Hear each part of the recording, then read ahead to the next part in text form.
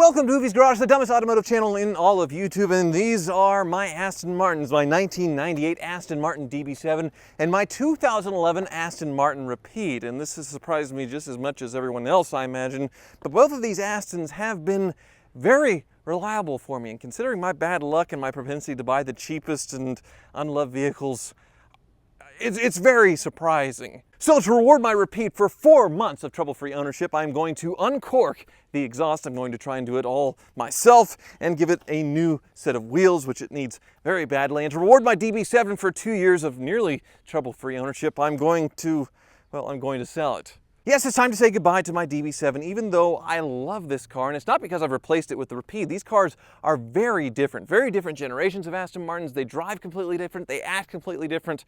I just don't use this car very much anymore, and I have some other hoopties on the horizon that I want to buy, so I'm going to auction this thing off, no reserve, on, you guessed it, Daddy Doug's Cars and Bids. Daddy Doug did a great job auctioning off my other cars, my Rolls-Royce Phantom and my 1993 Chevy Z28 Camaro, so I'm going to give him another shot, no reserve, on this DB7, and I think it's a really special opportunity for somebody, because find another one.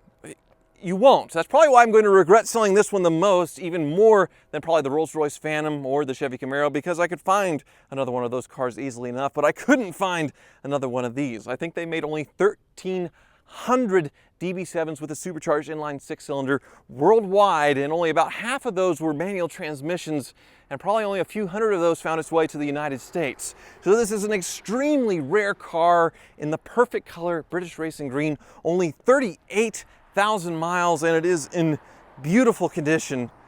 And I'm selling it. It's really stupid. But I know selling this DB7 on Cars and Bids is not a stupid decision, so check out the listing linked in the description below. Now I'll take you on a tour of the DB7 and we'll go for a drive. So it's hard to capture British Racing Green on camera, but it is gorgeous in person, gorgeous, and it is in very, very nice condition. There are plenty of little things here and there with a car normal of its age. Probably the most annoying one is the crack in the bumper right here, like it bumped something, another car or a wall, you know, just a light bump, just enough to crack the paint. Otherwise, there's a few little chips and dings throughout the car, but overall, really, really nice condition. I put these new Continental tires on it last year. Just a gorgeous car. I know your eyes aren't deceiving you. These are Mazda 3 taillights, and inside are Mazda Miata door handles, along with the ashtray. That is another Mazda thing. Notice the wood, there's a little chip here in the wood while I point that out. Original Alpine stereo, but overall, really nice shape inside of here as well. The green piping, the green carpets, it is just so 90s. So gorgeous. And the back seats, well, they're tight, but they're actually usable for kids, which is great for me. And unlike a lot of them, the leather dashboard is still in great shape. It hasn't warped very much at all. Same with the suede headliner, still in excellent condition. So under the hood is a supercharged inline six that you would find, well, in a Jaguar, but that's actually a great thing. It's great that this car is a parts bin special, and finding things, little things that we needed to fix on this car has been very easy because you can match it up with other parts. I believe there's supposed to be covers on here. You can kind of see the remnants of the mounts. It was Velcro to cover up these relays and things. That's missing, but otherwise, very stock in here, very tidy. Let me come around here. This engine was actually hand built by Aston Martin. Even though it is a Jag engine, it was built up. It has 335 horsepower, which is a lot for the time. It is actually pretty fast even today. Hand built by Aston Martin, inspected by Steve Gray. And I'll start it up for you. She runs beautifully.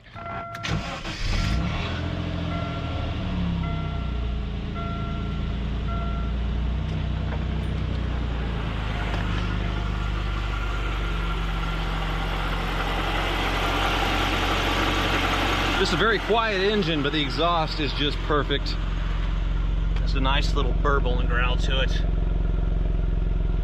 Now let's take it out for a drive. All right, away we go.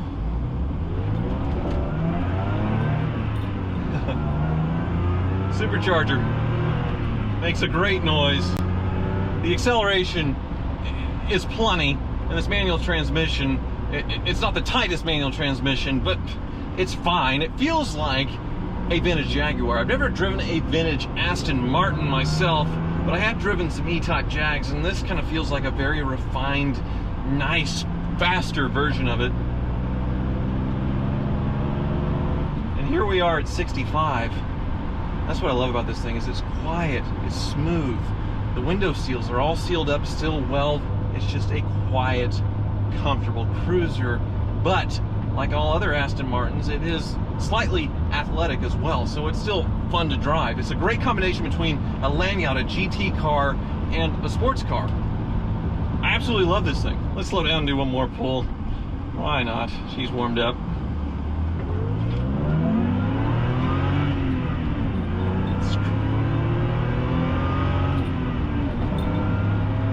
Oh, it's great.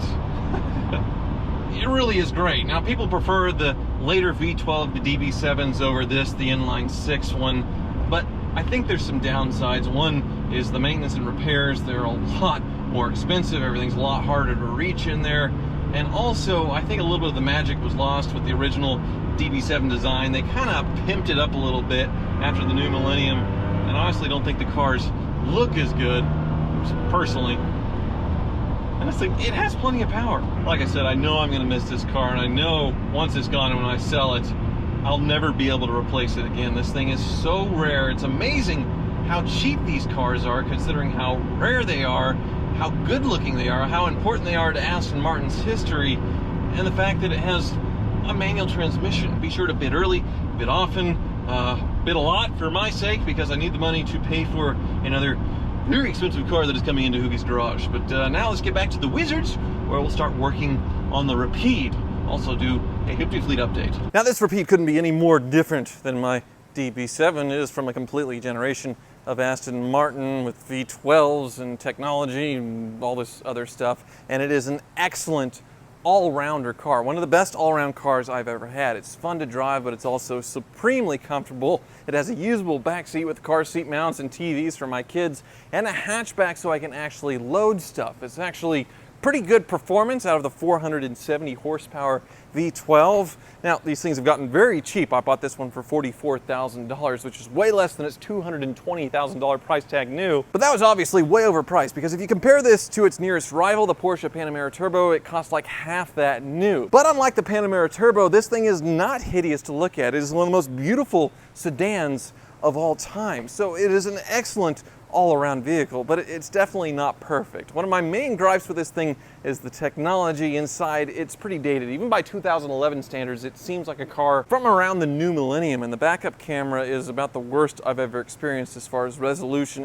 You just can't see anything with it, and backing up's not too easy with the shape of the rear window, kind of like a Prius. Now, those things I can't change, but two gripes that I do have with this car are easily changeable. The first one being the exhaust. It is a valved exhaust that opens up when you really get on it, but it's kind of schizophrenic and has a mind of its own. Now, you can remove a fuse in the car and make the exhaust open all the time, but then it would be ridiculously loud all the time. I don't want that. I also don't want it off all the time, because I like that noise when I'm out on an open road and really want to open it up. So I'd really like to have the choice. And thankfully, someone makes the choice, wherever it is, where to go, which is right here. So attached to a fuse or a relay underneath the rear seat of this Aston Martin is what controls this exhaust. And you can make it open and close by, well, enabling and disabling this fuse. And this kit provided by this company called, oh gosh, obviously they're not paying me to do this promotion because I don't even know their name,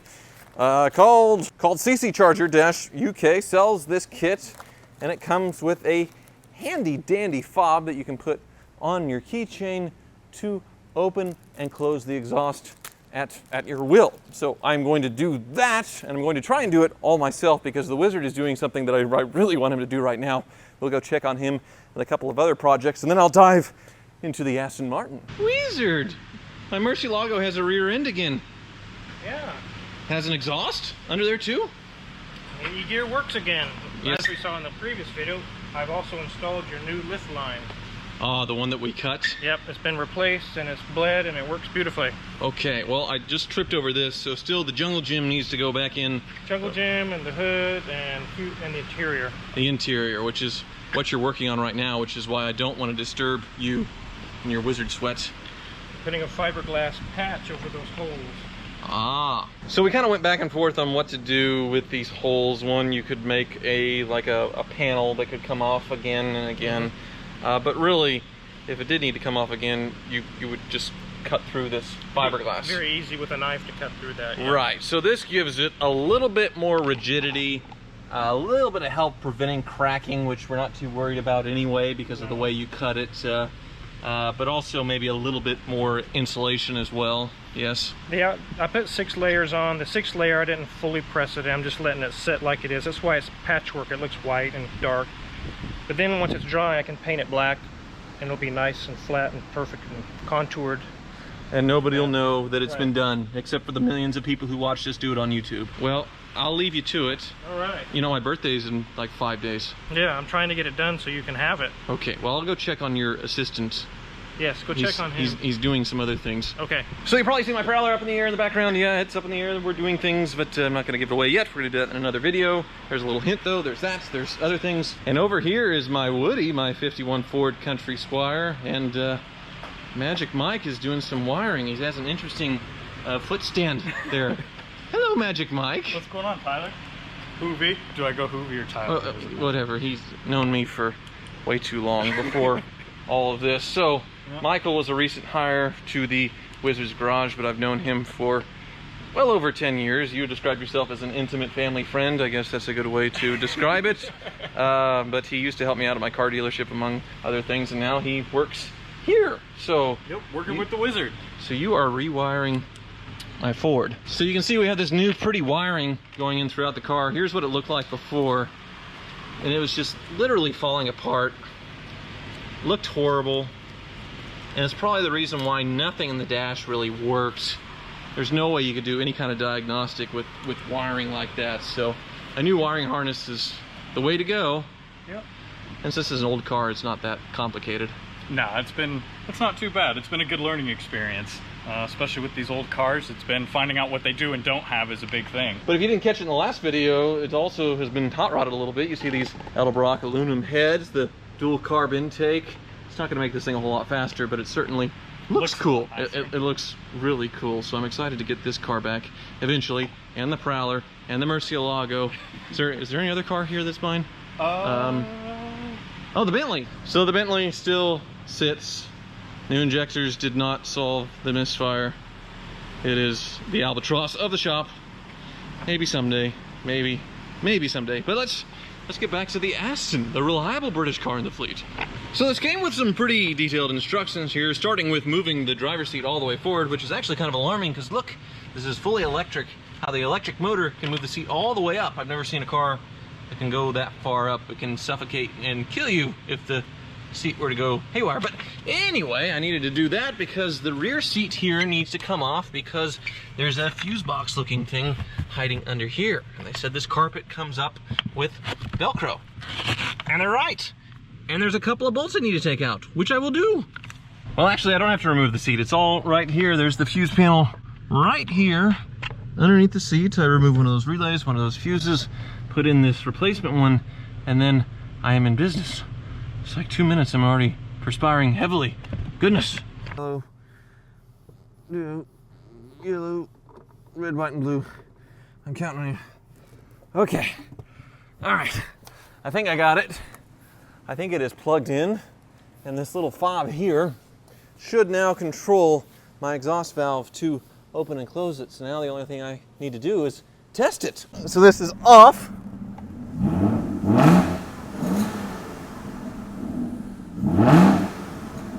How about on?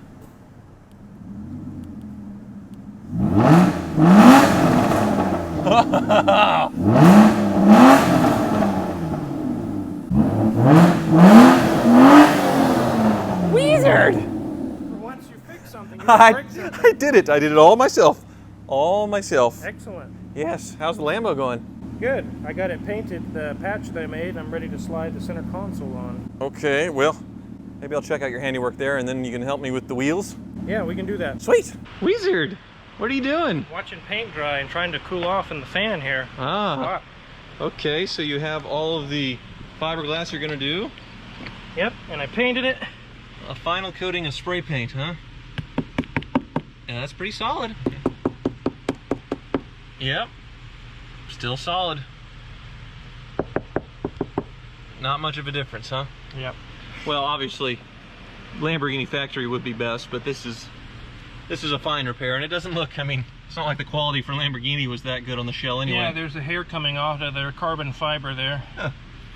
So this will all be covered up with a nice center console. We'll never ever have to see it again, assuming we don't have to work on that part of the transmission ever again, huh? Nope. Okay. It saved us a lot of time and a lot of money for you. It did, yes. Well, can you help me with these wheels? Are you doing this all by yourself today? Or? Well, I mean, yeah. They're up in the loft. Have at it. It's your little project. Okay.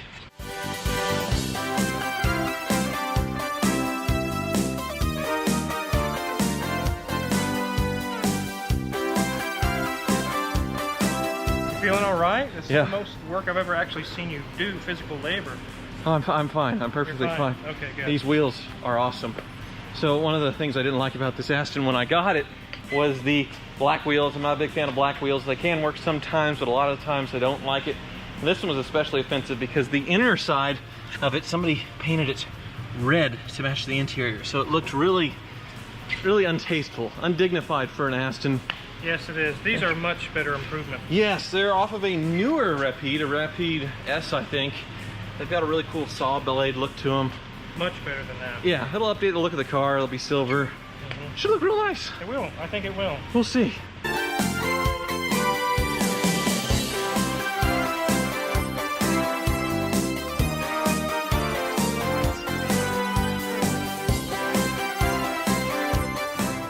It doesn't have lug bolts. That's nice because it's a Ford. Oh my goodness. That red inside is... Looks like a big meaty hole. It's not attractive. No. Not remotely attractive. And the wheel design itself just isn't very inspiring either. It's a pretty basic, boring looking wheel compared to this. Yep. Very sharp. As the Wizard torques the wheels down, one thing I'm noticing is the tire size a little different on the front. This is a 255 versus a 245, a skinnier tire.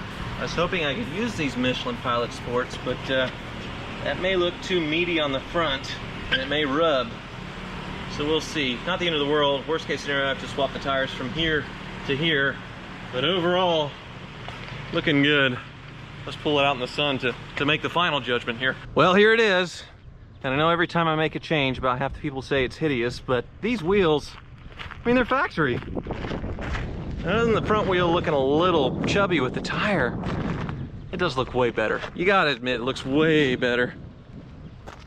But probably one thing that's not open to any debate at all is the exhaust, which of course I have to test drive now. We'll end the video there. Okay, here we are on Prius mode with the Rapide. I'll give it a little gas. You can still definitely hear it, but it's muffled. So now let's open her up and do this again. Oh yeah. Awesome. Yes, that is it. That is money there.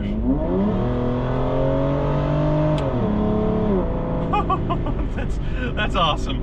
And I can turn it off when I pull into my neighborhood and not make everybody mad, which is absolutely perfect. This is an amazing car, And now the tire pressure monitor system is going haywire, so I guess that needs to be programmed. Huh. Anyway, one more romp.